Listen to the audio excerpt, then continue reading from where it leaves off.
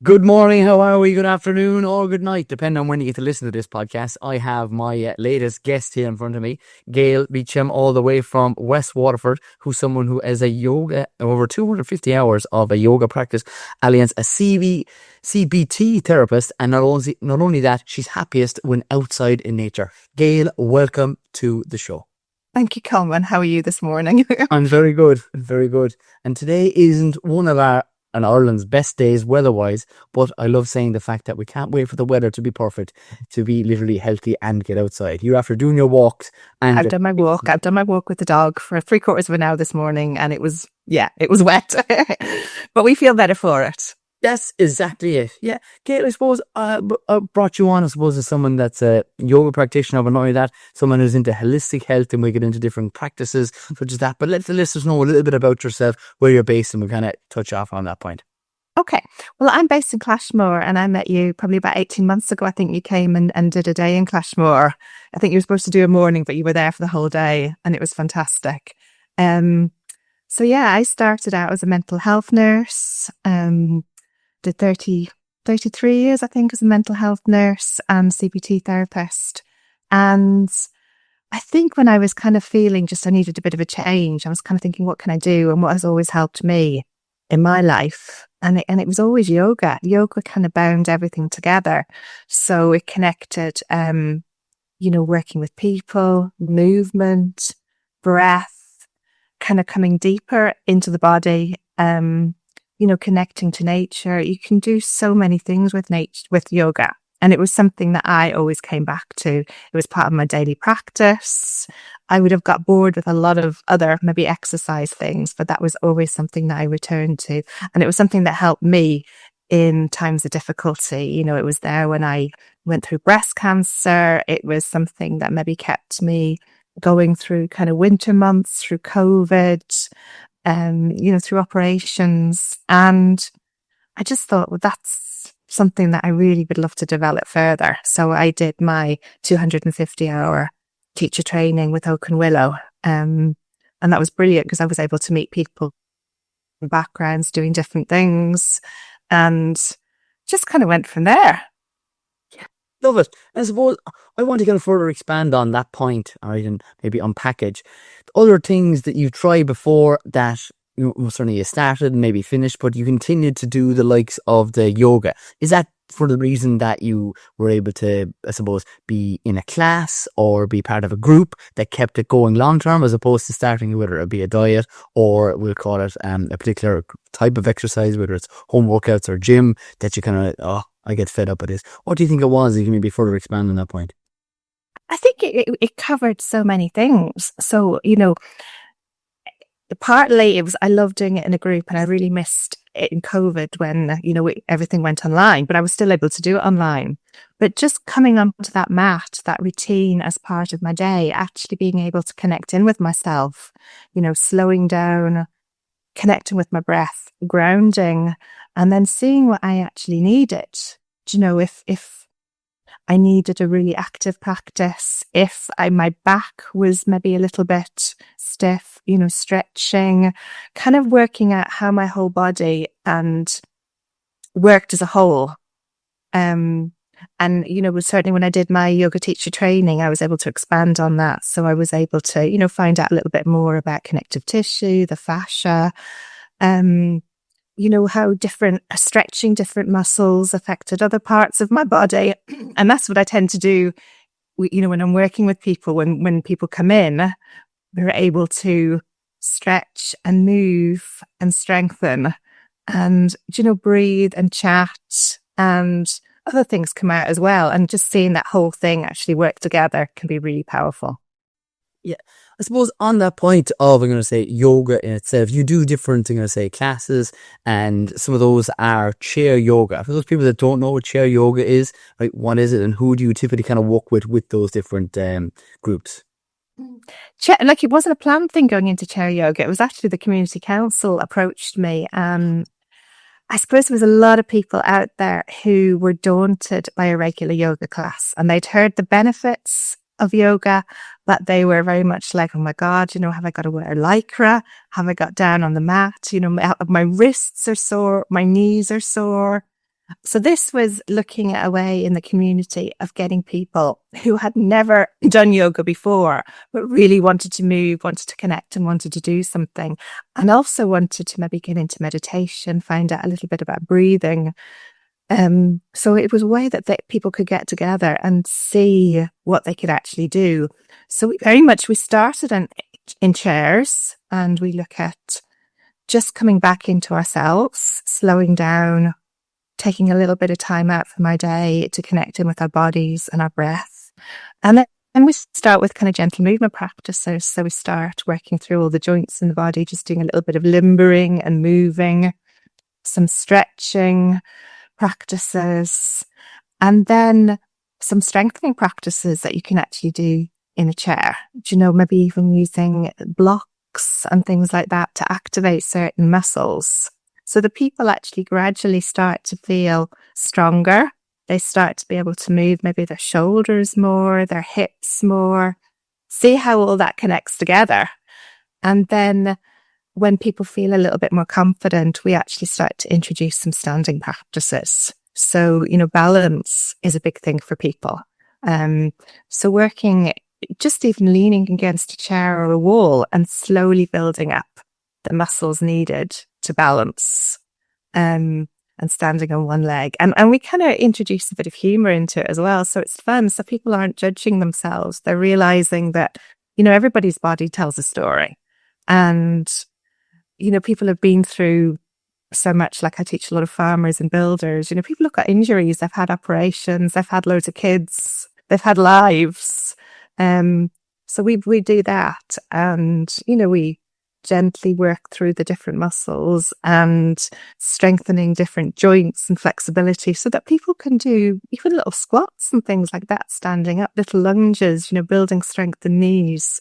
So I teach it in a way that hopefully people can build those practices into their lives. So that people can do things like get in and out of cars. They can turn their head a little bit more when they're driving. They can reach when they're getting into cupboards. Those really important things that build quality of life, that's accessible to people.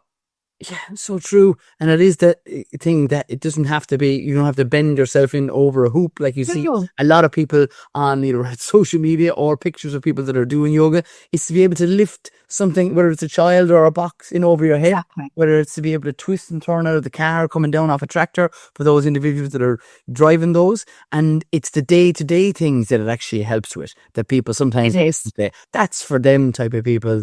I don't do that. Yeah. And I think, when I started teaching the yoga for men, that started with a couple of people just saying, oh, my wives do this, but I don't want to do it, but it's obviously helping and I can't bend over, but she can. So we started kind of in secret about 18 months ago, sneaking around people's houses, kind of practicing. And these were like a lot of guys, and some even in their 70s, who had never done yoga before.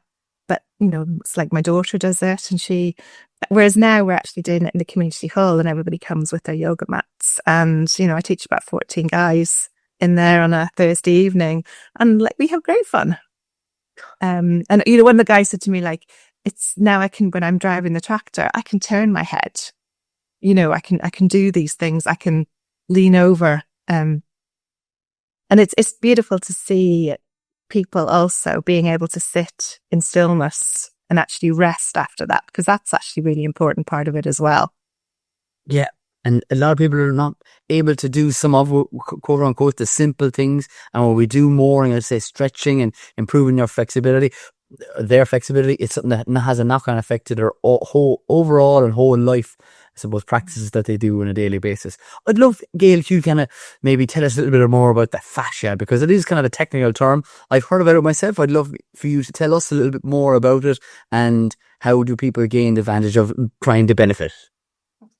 Well, I suppose the fascia is like a connective tissue that runs almost like cling film, if you imagine, around all the muscles and things in the body. So it kind of supports us, and, our whole body is connected. So you might have a pain maybe in your shoulder, or, and I think there's 70 muscles or something that are connected to the shoulder. So if we can actually work with the fascia And the fascia is very clever, the body's very clever. It tends to, whatever we do, it gets very good at doing those things. And most of us are sitting down, we're maybe hunched forward over a computer, we're driving, we're quite tense. So our body starts to mold with the fascia into that kind of, into that pattern, into that movement, and shoulders maybe become quite tight or hips become very tight. And then maybe, yourself, people maybe aren't hydrated, they're not drinking enough water, all those kind of things. So, when I'm working with people, I try and get people to sort of come into stretches to almost start to do the opposite of what they're doing every day, so that they're working on opening up their shoulders. They're working on moving their hips in different directions rather than doing everything kind of forward. We're starting to work maybe a little bit more diagonally. So we're stretching in opposite directions. So that the fascia kind of loosens a little bit. And, maybe if we loosen the shoulders, people might have a little bit less neck pain. They might have less hip pain. Even working a lot with the feet and the ankles. How often, people might have very tight ankles or very little flexibility. And you look when you're walking, if you're walking on uneven ground, your feet are all over the place. If your ankles are very tight, if we can work with strengthening feet and ankles, that can have such an impact then on back pain, on knee pain, on all sorts of things, and it's those small things that then make people maybe feel that they can do that little bit more exercise. I love how you described actually the fascia as literally the cling film just below the skin of the layer. Is the fascia connected to the muscle, or sorry, part of the muscle, or is it separate? I suppose it's like skin on it, but even, I'm just being selfish. It's like everything is kind of connected, like it kind of is woven almost in there. Yeah, very good. I love that. And I do myself try and get some myofascial, if I'm pronouncing it right, myofascial fascia treatment with what I would call the back of a spoon. It kind of seems like to me, along my different parts that are extremely tight to me, whether it's my lower back or my shoulders where I hold a lot of my stress and tension. That's what I kind of do. And when you mentioned the fact of doing the opposite of what you're doing right now, so I and my family have a tendency to hunch our shoulders in our own family. So when I'm in the evening, I'm doing stretches, I'm actually lying down flat in my stomach and I'm lifting and raising my chest to either look at a book or to look at the phone. So that's doing the opposite of what I'm typically leaning towards doing it for the majority of the day. Yeah, and even like a really simple thing to do is put like a yoga block or even just a rolled up towel and a cushion just in between your shoulder blades, so that even if you're lying back, it's just pushing your chest forward and you're not even having to do anything. It's a really passive stretch, but you're stretching all through your shoulders and you're pressing that part of the body forward. What I do is put 2 slitters in a pair of socks and actually use those as kind of like massage balls all the way down my back and my neck sometimes. And you can get into all those places. You can even use them on your face and your jaw as well. Get one into your jaw and put it on like a cushion or something and massage. And the sock makes the slitters a little bit more comfortable. Sometimes Christmas socks, they're a little bit thicker as well. And rolling your feet, even just working out, grounding your feet on a ball or a piece of rope or something like that, really waking up all your feet can be such a wonderful thing to do as well. Yeah, really simple things that we don't do. Simple things. The simple things, whether it's food, exercise, or stretching, or yoga in any way or shape or form, are the things that really give people better health. But I love how you're using the example of a slitter. The two of us are from Waterford. You know what I mean? I'd love a slitter. Now, I love to multitask as much as I possibly can. I would love a slitter underneath the table right now to start rolling out. And rolling out your feet. Yeah, you can. Exactly. And why would it be important to roll out your feet? Are there benefits as opposed to trigger points that are located on your feet that are connected to your back? Yeah, and also, I work with a lot of older people, and it seems to be, we lose proprioception, awareness of where our body is in space, and very often we do things so automatically, and we're in our heads, and that waking up of the feet and waking up of all the muscles in the feet really helps with balance balance and awareness. You're waking up all the nerve endings in the feet so that when you're walking or moving, your arches start to become alive, your feet get that little bit stronger, your toes can get that little bit wider. So really starting with the feet, I think is, for me, it's been kind of really helpful.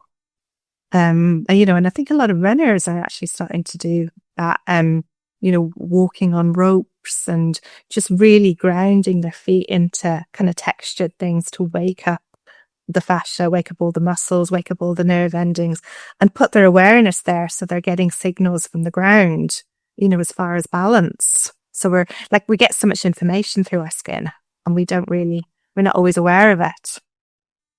Love that you mentioned that. Do you know what I mean? That athletes are now starting to incorporate that. So whether you call yourself an athlete or not, right? It's those things that the elite, we call it, are doing. If we did a little bit of that, we could gain some advantages from that. And your feet are what is known as the anchor of your whole body. If you don't have strong feet, if you don't have those wider toes, which help with balance, again, to prevent falls or prevent injuries. And also, I'm going to say, take pressure off the likes of the joints, whether it's the knee, the hip, after that, what's the shoulders, all those major joint points are literally triggered from how stable or important your feet are. Mm-hmm. Exactly. And a lot of the people that I teach in the chair yoga will say, when they're at home and they're maybe watching TV, they'll be rolling their feet, their wrists. They're just doing those simple things, and they notice the difference. And it's not taking any time out of their day at all. They're doing it while they're, watching TV, doing whatever. And how long would you recommend even someone to start incorporating in, whether it's feet exercises, we'll call it, with a slitter or a ball or anything else, to maybe see advantage or benefits from? I don't think you have to do it for very long. And I think, like with anything, if you kind of stick it, if you just have to kind of make it work into your day. So like I have a routine where I get on my mat kind of in the evenings, and that's the time I devote to myself. And I just do that for 1 or 2 minutes, before I start my practice. But also, like if I'm, just watching TV, or even if I'm brushing my teeth, I'll be kind of rubbing my feet into the rug in the bathroom, just to get that kind of grounding feeling. Or, outside if the weather is nice, but like over the winter, we're probably not going to be doing that. Great point. But like the idea is, you can ground whether it's walking at the beach, even if it's not a nice day. We live in, two of us happen to live in Waterford, but wherever you are, like getting outside, whatever the weather, is probably one of those most important things, because we can't wait for the weather to be perfect in Ireland, sure as hell. Maybe to wait for it not to be raining as heavy is probably a better way of putting it. Yeah. In Ireland. Yeah, but we can get coats. Umbrellas, you name it. Jackets for ourselves and the likes of the dogs who mightn't like the mad conditions that we have at this moment in time. Yeah, exactly. And I think, even just getting that little bit of sunlight, whether even sunlight in the winter is better than light inside. And we really need that for our circadian rhythm, for sleep, to wake us up in the morning, then to, be aware that it's evening time. So, being outside is really important. Love that you mentioned that. Someone actually asked me that only a few days ago in relation to, is it as important in the winter to get outside, and can we make vitamin D, or am I better to just stay inside and get, which is now a little bit trendy, to walk on those, I get walking treadmills, whenever they're. Yeah. And I said, great question. And I explained the fact that, right, in Ireland, where the location, where the sun is in position to where we're located in the world, we can't make vitamin D in the winter months. What we can do is realize that even if it's pissing rain, we can still literally set our circadian rhythm, which affects our sleep, and our sleep then affects your food choices the next day. So it was that fact of, whatever the idea that we can't produce vitamin D, that's only one side of it. It's fresh air. It's exposing the likes of your, say, skin and your eyes, the gateway to your brain, to natural light. Yeah. And also, I think when you're walking on a treadmill, you're walking very repetitively, you're on a flat and you're doing the same thing and you're going forward. Whereas when you're actually walking outside, even if you're kind of on a footpath, you're on the even ground, you're moving not just forward, you're moving different parts of your body. And you know, that kind of angle that you're moving the different limbs is really healthy as well. Because it's not just all going in the same direction. And I think that's the lovely thing about maybe exercising or doing things outside. You're getting, and you know, in yoga and things like that, you're moving in all different directions. Yeah, and it's more natural movement as opposed to a treadmill. Nothing wrong with treadmills. You have a treadmill or what. Movement is great, but more natural movement is what we're going to, I suppose, encourage the two of us here in itself. I'd love you to, I know you're a fan or a practitioner of, I'm going to say grounding, and grounding being the outside practice of touching your feet or skin off the likes of soil or something living. Yeah, maybe further expand on that and tell people a little bit about grounding, how you got into it. Like, I suppose for me to ground it, it's not just maybe putting your feet on the ground. It's maybe that coming back into that connection, coming out of your head.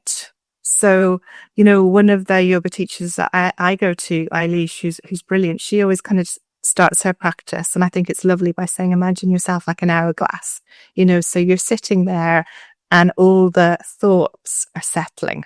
So it's coming and you're coming back into your body. And for me, kind of that's almost what grounding is coming out of your head, where we can kind of be up there and our thoughts can be a million miles an hour, and actually coming back down into our bodies and the senses. And, you know, one of the easiest ways of doing that is to maybe bring your attention to your feet, to feeling that support of the earth. Do you know that we live in a very chaotic world? And things are always going to be chaotic and uncertain, but we can maybe feel that support of either the earth or the floor beneath us, do you know, or a chair, or what if we're lying on something, that we can feel the support, you know, maybe of the ground or of nature.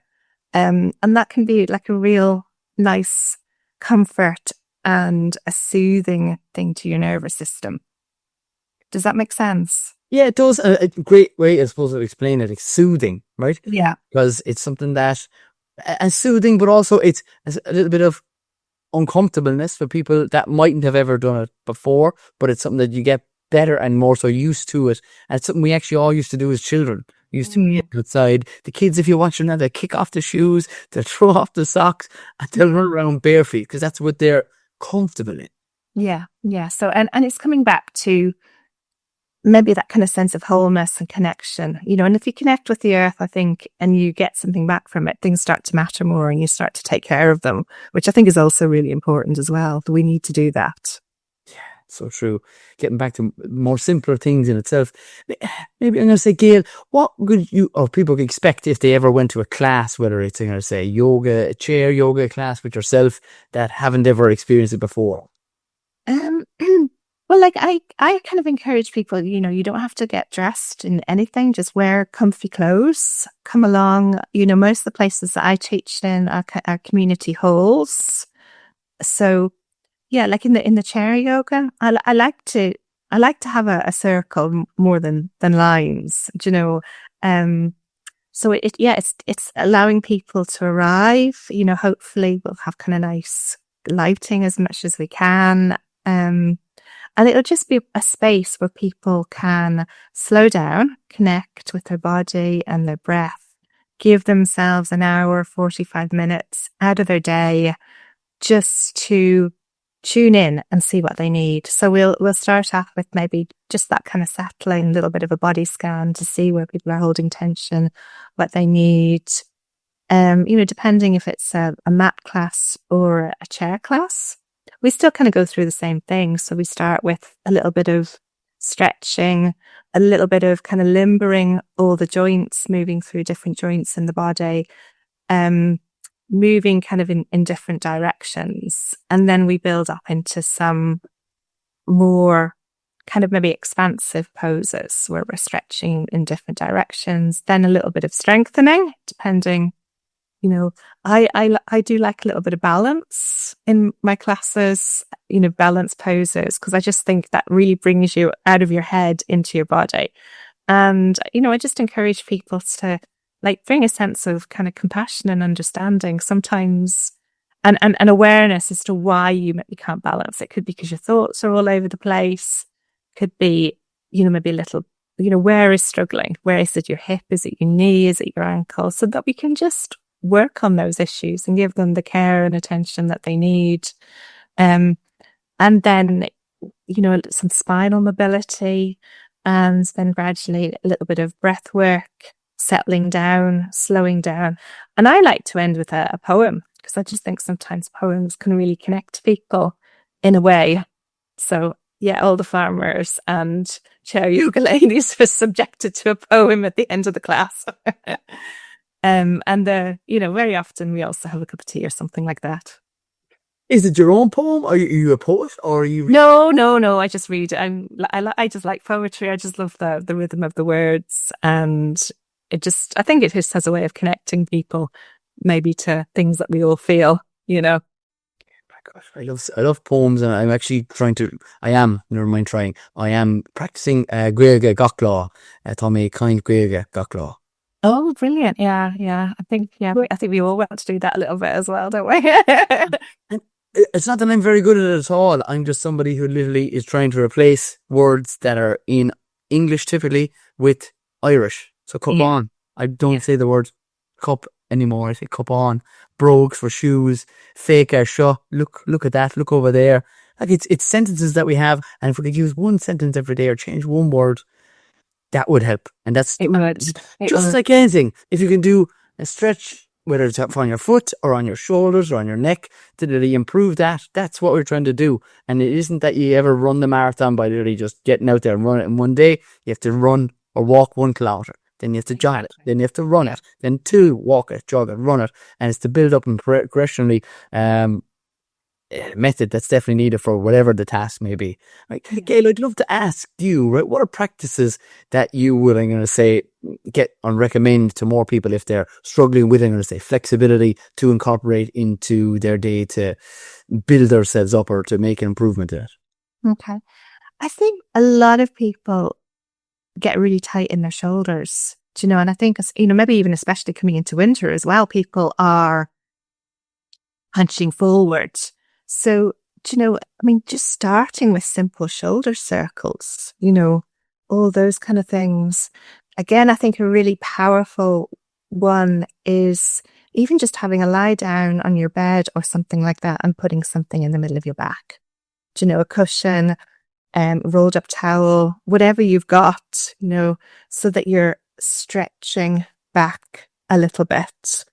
And then I like to do, I don't know if you can kind of see me here, but you can do it sitting down or standing up. Can you see me? Yeah. The backs of my hands together. And when you put the backs of your hands together and push forward, can you feel in between your shoulder blades, just that little bit of pulling apart? Yeah. And then I turn the hands and just reach back. So then you're stretching all across the front of your shoulders. And just doing that with synchronizing it with your breath. So you're pushing, you're rotating your shoulders. You're really getting into your shoulder blades. You're stretching across the front of your chest, and you're kind of opening everything up a little bit and kind of synchronizing that into a really slow movement with the breath can be really simple. And after cracking my chest bone, my back and everything. Okay. So really simple things like that. And then just getting mobility and awareness back into your hands and your feet again. Yeah, but that's definitely a real easy one, and for anyone to do at either the start, the middle, or the end of the day, stretching out where a lot of people hold tension to. Yeah. And anybody sitting at a desk or an office or anything like that, just helping to release those shoulders is really powerful. Yeah, love that point in itself. Right, Gail, I'm going to say, where's the best place for people, Gail, to reach out and either get in contact with you? If you have any social media handles, make sure you mention them here. Or if you have a class that some people can attend in the likes of, I'm going to say, West Waterford. Yeah, shout that out here now.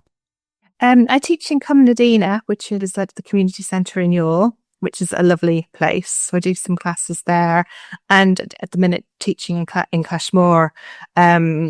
So yeah, people can contact me on Facebook or Instagram. So kind of easy to find there. Perfect. And your social media name is? Well, Grounded with Gail tends to come up.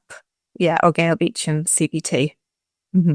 Perfect job. Right, but I'll tag all those in the show notes for people to literally click and go directly over to either your Facebook or the likes of your Instagram page. And I say thank you for really and really appreciative of the likes of your time, right? And ending these shows by stay tuned, stay classy, and get on that good stuff.